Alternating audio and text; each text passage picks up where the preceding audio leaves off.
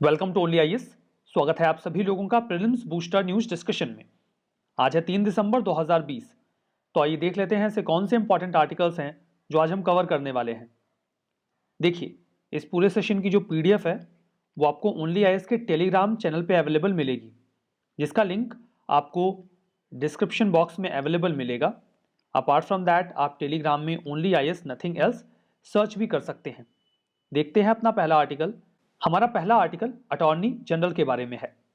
देखिए, पूरा मामला ये है कि एक आर्टिस्ट हैं रचिता तनेजा। उन्होंने अपने ट्विटर हैंडल पे कुछ ट्वीट किए और कार्टून पब्लिश किया, जिसमें उन्होंने अर्नब गोस्वामी मामले में ये पोर्ट्रे किया कि सुप्रीम कोर्ट और गवर्नमेंट मिली हुई है और सुप्रीम कोर्ट का जो रवैया है वो बायस्ड है। इस बात को लेकर एक लॉ स्टूडेंट ने प्ली किया हमारे अटॉर्नी जनरल के वेणुगोपाल के सामने कि इनके खिलाफ कंटेम्प्ट ऑफ कोर्ट की प्रोसीडिंग को स्टार्ट किया जाए, जिसे कंसेंट भी मिल गई। तो ये पूरा मामला है। हमारे लिए अटॉर्नी जनरल का ये जो पद है ये महत्वपूर्ण है। अटॉर्नी जनरल ऑफ इंडिया ये गवर्नमेंट के चीफ लीगल एडवाइजर होते हैं। सुप्रीम कोर्ट में गवर्नमेंट ऑफ इंडिया की ओर से एक प्राइमरी लॉयर भी होते हैं। इन्हें आप गवर्नमेंट की तरफ का वकील बोल सकते हैं सामान्य भाषा में, और ये यूनियन एग्जीक्यूटिव का पार्ट भी होते हैं। अब देखिए, यहां पर अगर उनके अपॉइंटमेंट और एलिजिबिलिटी की बात की जाए तो प्रेसिडेंट ऑफ इंडिया ही इनको अपॉइंट करते हैं, और इनके अपॉइंटमेंट का जो आधार है वो हमारा कॉन्स्टिट्यूशन है। इंडियन कॉन्स्टिट्यूशन में आर्टिकल 76 का क्लॉज 1 अटॉर्नी जनरल के अपॉइंटमेंट के बारे में बात करता है, जहां पर यह भी कहा गया है कि अटॉर्नी जनरल का जो पद होगा वो प्रेसिडेंट के प्लेजर पे बेस्ड होगा। मतलब इनका कोई फिक्स्ड टेन्योर नहीं होता। प्रेसिडेंट जब चाहे तब इन्हें इनके पद से हटा भी सकते हैं। प्रेसिडेंट का प्रैक्टिकली मतलब यहाँ पर गवर्नमेंट है। यू कैन अंडरस्टैंड कि प्रेसिडेंट थ्योरेटिकली सारी पावर्स अपने पास रखता है, एक्चुअली में तो गवर्नमेंट ही करती है जो करती है। देखिए, कोई भी व्यक्ति जो अटॉर्नी जनरल बनाया जा रहा है उसके पास सुप्रीम कोर्ट का जज होने की काबिलियत होनी चाहिए। अब सुप्रीम कोर्ट का जज होने की काबिलियत से मतलब यह है कि जो क्वालिफिकेशन सुप्रीम कोर्ट का जज बनने के लिए चाहिए वो उनके पास होनी चाहिए। फॉर एग्जाम्पल, या तो वो 5 साल तक किसी हाई कोर्ट में जज रहे हों, या फिर वो 10 साल तक किसी हाई कोर्ट में एडवोकेट के तौर पर रहे हों, या फिर वो एक एमिनेंट ज्यूरिस्ट हों प्रेसिडेंट की ओपिनियन में। अपार्ट फ्रॉम दैट उनके लिए इंडिया का सिटीजन होना भी जरूरी रहेगा। इनकी पावर्स एंड फंक्शंस क्या होते हैं? देखिए, ये गवर्नमेंट ऑफ इंडिया को लीगल मैटर्स में एडवाइस ग्रांट किया करते हैं, और जो भी कोई अन्य लीगल ड्यूटी प्रेसिडेंट उनको परफॉर्म करने को देंगे वो सारी लीगल ड्यूटीज वो परफॉर्म करेंगे। अपार्ट फ्रॉम दैट जो अटॉर्नी जनरल होते हैं उनके पास इंडिया के किसी भी कोर्ट में जाके अपनी बातें रखने का अधिकार होता है। एट द सेम टाइम वो पार्लियामेंट की प्रोसीडिंग्स में भी पार्टिसिपेट कर सकते हैं, लेकिन उनको वहां पे वोट देने का राइट नहीं होता। वो केवल अपनी बातें रख सकते हैं, सुन सकते हैं। Attorney general government of India के बिहाफ से सुप्रीम कोर्ट में केसेस भी लड़ते हैं। देखिए, वो गवर्नमेंट को रिप्रेजेंट करते हैं। जब भी प्रेसिडेंट सुप्रीम कोर्ट के सामने कोई मुद्दा रखते हैं आर्टिकल 143 के तहत, समटाइम्स सुप्रीम कोर्ट से एडवाइस ली जाती है। जब भी प्रेसिडेंट ऐसा कोई मुद्दा उनके सामने रखते हैं तो प्रेसिडेंट को प्रैक्टिकली गवर्नमेंट को रिप्रेजेंट कौन करता है? रिप्रेजेंट अटॉर्नी जनरल ही करते हैं। आर्टिकल 143 कॉन्स्टिट्यूशन में ऑथराइज करता है प्रेसिडेंट को कि वो सुप्रीम कोर्ट का सर्टेन मैटर में ओपिनियन ले सकते हैं। एट द सेम टाइम ये भी बात है जरूरी कि वो किसी भी ऐसे व्यक्ति को, अटॉर्नी जनरल, जो क्रिमिनल प्रोसीडिंग में एक्यूज्ड हो, डिफेंड नहीं कर सकते, और वो बिना परमिशन के किसी भी कंपनी की डायरेक्टरशिप भी अवेल नहीं कर सकते जब तक वो अपने पद पर हैं। ये कुछ रिस्ट्रिक्शंस हैं, कुछ परफॉर्मेंस उनको करना, अपने वर्क्स परफॉर्म करने होते हैं।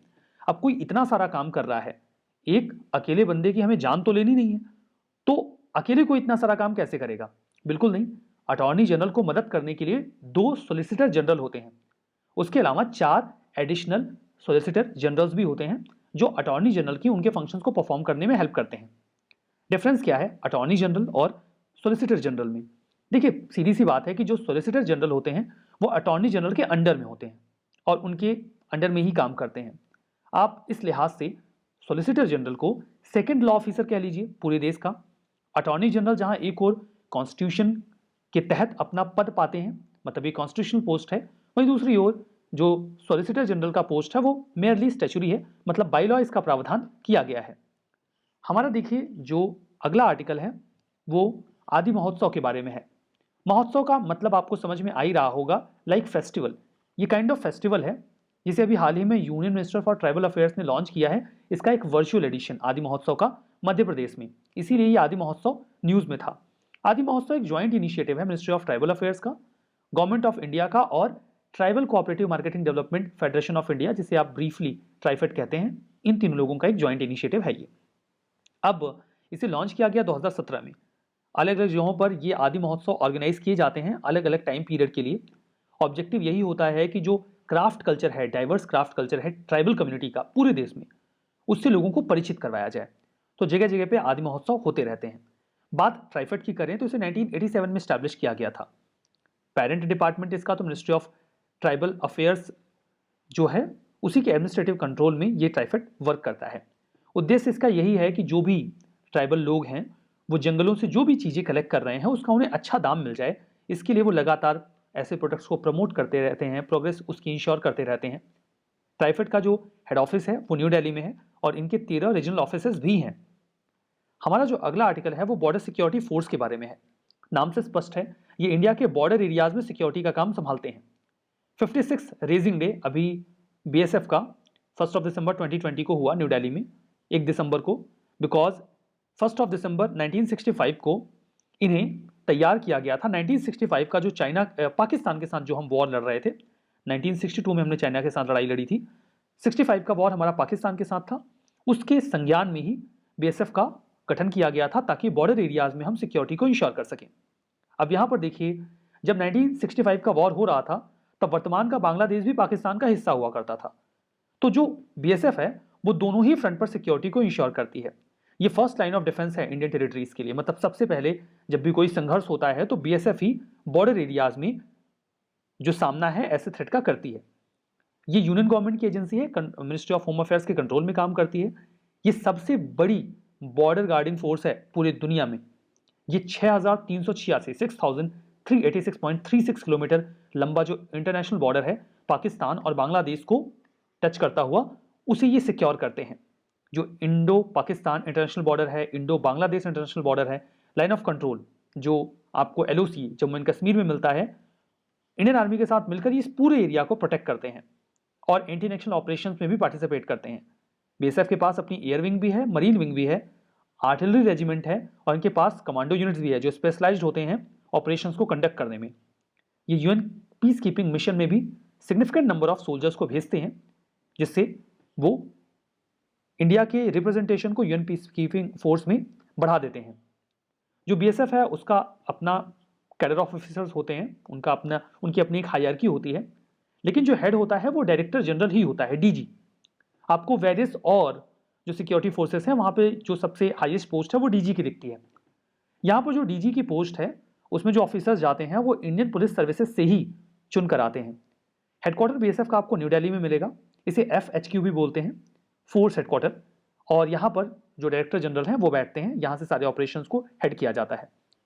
बात करते हैं वर्ल्ड एड्स डे 2020 के बारे में। 1 दिसंबर को होता है ये वर्ल्ड एड्स डे। इसे देखिए 1988 में फाउंड किया गया था डब्ल्यूएचओ के द्वारा। उद्देश्य तो बिल्कुल सिंपल है कि लोगों को एड्स के बारे में अवेयर किया जाए, सोलिडेरिटी क्रिएट की जाए उन लोगों के लिए जो एचआईवी एड्स से पीड़ित हैं और डीस्टिग्मेटाइज किया जाए। किसी को एचआईवी एड्स हो जाता है तो लोग उसे बड़ी हेय से देखने लगते हैं। इट्स जस्ट अ कंडीशन जो बॉडी को वीक कर देता है, तो ये कांटेक्ट में आने से फैलता भी नहीं है। तो ऐसा स्टिग्मा इसके प्रति नहीं होना चाहिए। इस बात को लेकर अवेयरनेस स्प्रेड करने की कोशिश की जाती है। इस बार की theme global solidarity resilient HIV service रहा। यहाँ पर देखिए एचआईवी एड्स के बारे में अगर हम बात करें, ये एक पैंडेमिक डिसीज है जो कि एचआईवी जो इन्फेक्शन है उसकी वजह से होता है। एचआईवी का मतलब है ह्यूमन इम्यूनो डेफिशिएंसी वायरस, मतलब इम्यून सिस्टम में डेफिशिएंसी क्रिएट कर देने वाला वायरस इसका नाम है। ये हमारे इम्यून सिस्टम को डैमेज कर देता है, जो हमारा प्रतिरक्षा तंत्र है, जो हमारे शरीर को बाहर की बीमारियों से बचाता है, ये उसी को डैमेज कर देता है। अगर पुलिस ही करप्ट हो जाए तो फिर हमारे सोसाइटी को सिक्योर कौन करेगा? बिल्कुल वैसा ही होता है। हमारा इम्यून सिस्टम जो हमारी बॉडी को बचाता है, अगर वही डैमेज हो जाएगा तो हमारी बॉडी को बचाएगा कौन? ये क्रॉनिक कंडीशन है, मतलब एक बार हो गया तो फिर हो गया, और इससे जीवन को काफी खतरा रहता है, मौत होने के चांसेस बहुत ज्यादा रहते हैं। इम्यून सिस्टम को डैमेज कर देता है। इसके बाद जो हमारे बॉडी की डिसीज से लड़ने की क्षमता है वो खत्म हो जाती है या बहुत कम हो जाती है। इन दैट केस कोई भी और बीमारी जानलेवा हो सकती है। ये ब्लड, सीमन या फिर वजिनल फ्लूइड से फैल सकता है, मतलब जो सेक्सुअल इंटरकोर्स है उसके माध्यम से भी HIV एड्स के फैलने का खतरा बना रहता है।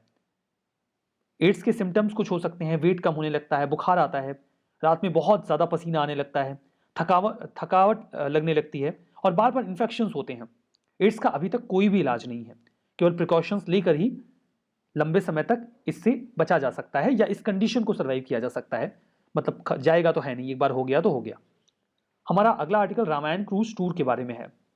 Union minister of ports, shipping and waterways ने अभी रामायण क्रूज टूर को अनाउंस किया सरयू रिवर में, अयोध्या में। इसे जल्दी ही लॉन्च किया जाएगा, ऐसा कहा गया है। अब इसमें होगा ये कि इस प्रकार के जो क्रूज होते हैं, छोटे छोटे शिप्स होते हैं, उसमें लोग बैठकर जो बहुत सारे खूबसूरत घाट हैं अयोध्या के, उनको सरयू नदी में देख सकते हैं। ये पहली बार कोई होगा कि luxury cruise service Uttar Pradesh में लॉन्च की जा रही है। ये एक मेस्मराइजिंग एक्सपीरियंस होगा डिवोटीज के लिए। इस तरीके का शायद पहला भी होगा जहां पर वो एक स्पिरिचुअल जर्नी कर सकेंगे और जो फेमस घाट हैं सरयू नदी के किनारे उसे देख पाएंगे इस क्रूज सर्विस के माध्यम से। इससे वहां पर जो टूरिज्म है उसे बढ़ावा मिलेगा। सरयू रिवर की बात करें तो ये उत्तराखंड में ओरिजिनेट होती है और उत्तर प्रदेश में लार्जली फ्लो करती है। ये शारदा नदी की एक ट्रिब्यूटरी है, सहायक नदी है। इसका काफी इंसेंट सिग्निफिकेंस है बिकॉज जो सरयू नदी है इसका जिक्र हमें न केवल वेदों में मिलता है बल्कि रामायण में भी मिलता है। कर्णाली और महाकाली रिवर्स जब मिलती हैं तब जाके ये सरयू नदी बन जाती है। ये कुछ बेसिक इंफॉर्मेशन सरयू नदी के बारे में। हमारा जो अगला आर्टिकल है वो एक साइक्लोन के बारे में है, साइक्लोनिक स्टॉर्म के बारे में है। बुरेवी, एक डिप्रेशन क्रिएट हुआ, डीप डिप्रेशन। पहले देखिए डिप्रेशन होता है, फिर डिप्रेशन गहरा हो जाता है और उसके बाद फिर धीमे धीमे साइक्लोन फ्रेम होने लगता है। तो एक डीप डिप्रेशन हमने बे ऑफ बंगाल में अभी देखा था, जो शुरुआती दौर में 9 किलोमीटर प्रति आर की स्पीड से धीमे धीमे बढ़ रहा था। उसके बाद वो इंटेंसिफाई होकर एक साइक्लोनिक स्टॉर्म बुरेवी में कन्वर्ट हो जाता है। जो IMD है, इंडिया मेट्रोलॉजिकल डिपार्टमेंट, उन्होंने अनाउंस किया कि ये जो बुरेवी साइक्लोन है, साइक्लोनिक स्टॉर्म है, यह बे ऑफ बंगाल में से गुजरता हुआ तमिलनाडु और केरला के एरियाज को अफेक्ट करेगा। लेकिन यह भी कहा गया कि जितना स्ट्रॉन्ग निवार था जो अभी आया था कुछ समय पहले, ये उतना तो स्ट्रॉन्ग नहीं रहेगा, इसका प्रभाव कंपैरेटिवली कम रहेगा, लेकिन रहेगा। जो साइक्लोन है वो श्रीलंका के कोस्ट को दिसंबर 2 को क्रॉस करता है। तमिलनाडु और केरला में हैवी रेनफॉल के बारे में जानकारी दी गई है इस बुरेवी साइक्लोनिक स्टॉर्म को लेकर। तो आप जानते रहिए कि हाँ, इस प्रकार का एक स्टॉर्म है, साइक्लोनिक स्टॉर्म है, साइक्लोन है जो आया हुआ है। जो हमारा अगला आर्टिकल है वो C-32 LH-2 टैंक के बारे में है। अब ये टैंक की बात हम क्यों कर रहे हैं? डेफिनेटली ये टैंक इंपॉर्टेंट है बिकॉज जो एक public sector aerospace manufacturing company है, HAL, हिंदुस्तान एरोनॉटिक्स लिमिटेड, उन्होंने अभी तक का सबसे बड़ा क्रायोजेनिक प्रोपेलेंट टैंक, जिसका नाम रखा गया है C-32 LH-2, इसे इसरो को सौंप दिया है बेंगलुरु में। अब देखिए, अगर हमें बहुत हैवी पेलोड भेजना हो अंतरिक्ष में, इसके लिए हमारे पास जो मिसाइल सिस्टम है दैट इज GSLV मैक 3 या MK3। अभी मिसाइल सिस्टम तो बहुत बढ़िया है, स्ट्रॉन्ग है, लेकिन अगर हमें इस पर बहुत हैवी पेलोड भेजना है तो हमें ज्यादा ईंधन की आवश्यकता होगी। जो ईंधन अंतरिक्ष में इस्तेमाल किया जाता है उसे क्रायोजेनिक ईंधन कहते हैं, क्रायोजेनिक फ्यूल बोलते हैं। अगर हमें हैवी पेलोड ले जाना है तो हमें ज्यादा क्रायोजेनिक फ्यूल को स्टोर करना होगा ताकि हम भारी चीजें ले जा सकें, भारी पेलोड ले जा सकें। और उस बहुत ज्यादा फ्यूल को स्टोर करने के लिए हमें एक बहुत बड़े ऐसे टैंक की आवश्यकता होगी जो क्रायोजेनिक ईंधन को स्टोर कर सके और उसे प्रोपेल यानी कि उसे जलने की व्यवस्था कर सके। तो इसके लिए हमें एक बड़े से क्रायोजेनिक प्रोपेलेंट टैंक की आवश्यकता थी, जो अभी HAL ने सौंप दिया है इसरो को। मतलब ये एक अच्छी बात है, इससे हम अब बड़े पेलोड्स अंतरिक्ष में भेज पाएंगे अपने GSLV मैक 3 के माध्यम से। ये जो टैंक है ये 5755 kg प्रोपेलेंट फ्यूल को लोड कर सकता है अपने आप में, मतलब इसकी क्षमता काफी ज्यादा है। सिग्निफिकेंस ये है कि अभी तक हम जो हैवियर कम्युनिकेशन सैटेलाइट थे जो 5 से 6 टन के होते हैं, उनको लॉन्च करने के लिए फ्रेंच गुयाना पर डिपेंडेंट हुआ करते थे बिकॉज हम इतना ईंधन स्टोर नहीं कर पाते थे अपने फ्यूल टैंक्स में कि हम मैक 3 से इतने भारी सैटेलाइट्स भेज सकें। लेकिन इस टैंक के मिल जाने के बाद आप हमारी फॉरेन कंट्री पर डिपेंडेंसी कम हो जाएगी, हम सेल्फ रिलायंस हो जाएंगे और अपने भारी सैटेलाइट्स खुद ही भेज पाएंगे। क्रायोजेनिक फ्यूल्स की बात करते हैं। देखिए, क्रायोजेनिक का मतलब ही होता है लो टेम्परेचर, मतलब कोई ऐसा फ्यूल जो बहुत ही लो टेम्परेचर में रखा गया है ताकि वो लिक्विड स्टेट में बने रहें। चूंकि स्पेस में हम इन फ्यूल्स का इस्तेमाल करते हैं, स्पेस में टेम्परेचर बहुत कम होता है, तो जरूरी होता है कि जो फ्यूल हम भेज रहे हैं वो भी लो टेम्परेचर में हो, ताकि उसे नुकसान ना हो और एक ऐसा इन्वायरमेंट भी क्रिएट कर सके जो कि कंबशन को, फ्यूल के जलने में मदद कर सके। स्पेसिफिकली लिक्विड हाइड्रोजन और लिक्विड ऑक्सीजन का इस्तेमाल किया जाता है ऐसे फ्यूल्स के तौर पे। क्रायोजेनिक फ्यूल्स के तौर पे ऑक्सीजन असिस्ट करता है कंबशन को, जलने में ईंधन को मदद करता है। जो क्रायोजेनिक फ्यूल्स होते हैं उसमें लिक्विफाइड गैसेस और लिक्विड हाइड्रोजन का मेनली इस्तेमाल किया जाता है। लिक्विड ऑक्सीजन का इस्तेमाल कंबशन के लिए किया जाता है। तो ये पूरा आर्टिकल हमने इस टैंक के बारे में देखा और इसकी सिग्निफिकेंस को भी समझने का प्रयास किया। अब यहाँ पर कुछ स्टेटमेंट हैं, आपको ट्रू एंड फॉल्स बताना है। अटॉर्नी जनरल, इनके पास पार्लियामेंट की प्रोसीडिंग्स में पार्टिसिपेट करने का राइट होता है। टाई की कंडीशन में ये कास्टिंग वोट भी डाल सकते हैं। ट्राइफेड 1987 में स्टैब्लिश किया गया। Administrative control ministry of food processing industries के पास है। बॉर्डर सिक्योरिटी फोर्स, इसे इंडो पाकिस्तान इंटरनेशनल बॉर्डर पे ही केवल डिप्लॉय किया गया है। सरयू रिवर, ये उत्तराखंड में ओरिजिनेट होती है। इसका जो जिक्र है वो वेद और रामायण में है। बताइए कौन सा स्टेटमेंट ट्रू है, कौन सा फॉल्स है। इस सेशन में यहीं पर रुकेंगे। Thank you very much.